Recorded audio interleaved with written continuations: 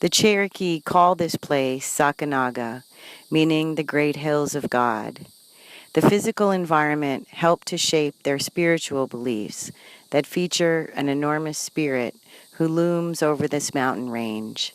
His shadow forms a bluish haze from which the mountain range derived the name Blue Ridge. The names of the two dominant landforms in front of you, Table Rock Mountain and Stool Mountain, remind us of how their belief system includes their physical surroundings. They believe that the spirit sat on the lower Stool Mountain and eats off the higher, flatter Table Rock Mountain. Settlers heard this story and preserved this legend when naming these landmarks in English. Here is a story that Mary Lou Awiakta, an Eastern Cherokee woman writer from Tennessee, tells in her book, Selu, Seeking the Corn Mother's Wisdom, and that I've adapted here with permission.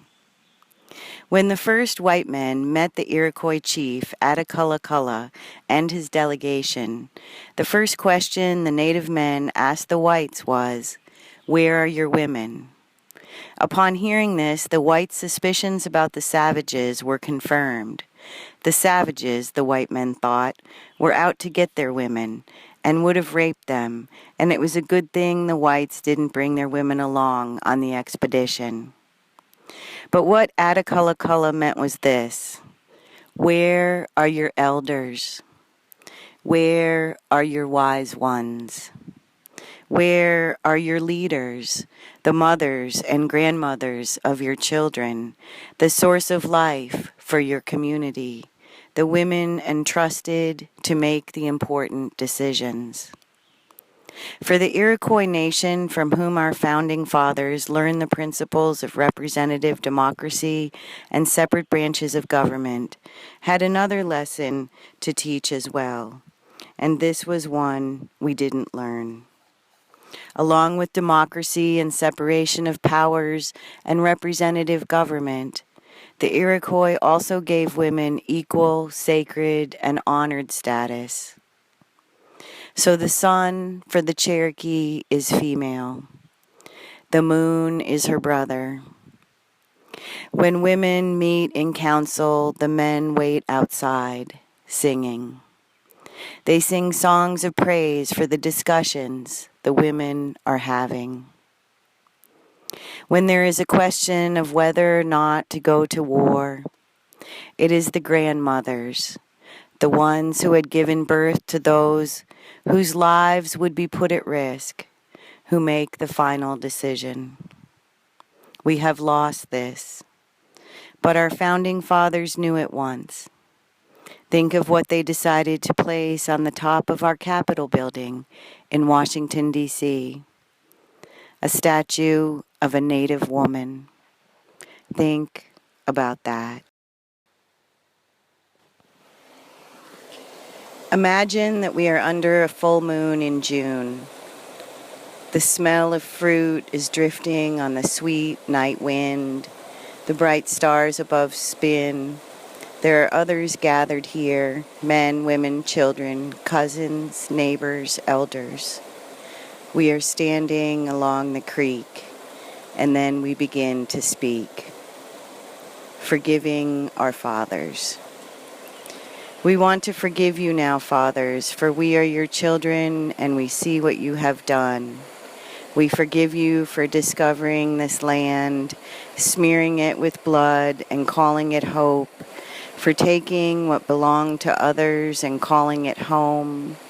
We forgive you for owning slaves, for being a slave, for making slaves in other countries and calling it company policy. We forgive you for raping our mothers and her sisters to make our cousins and us. We forgive you for making war on our brothers, for shedding their skins and calling it history, for taking their names and calling it liberty. We forgive you for clearing the gates, dividing your children by color and creed and race, and calling it equality. We forgive you for ignoring our hunger, for buying guns and cannons and missiles instead of feeding our empty mouths. We forgive you for sending our sons to war and lying and calling it manhood, for sending our daughters to wolves and denying and calling it good. We forgive you for drinking, for not coming when you said you'd come, for never coming, for dying. We forgive you for making us like you, for giving us breath and the impulse to mirror your moves. We want to forgive you now, fathers, for these and other transgressions, and leave all this behind us and become one. If only you too could say, you see what you have done.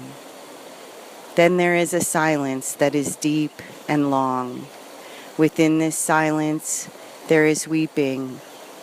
Gently, we the people turn to each other with tears in our eyes and embrace. I'm sorry, some of us whisper. It's okay, some of us say. I forgive, says one's father. I will do better, says one son. Imagine this, feel this, write about this, feel the truth of this.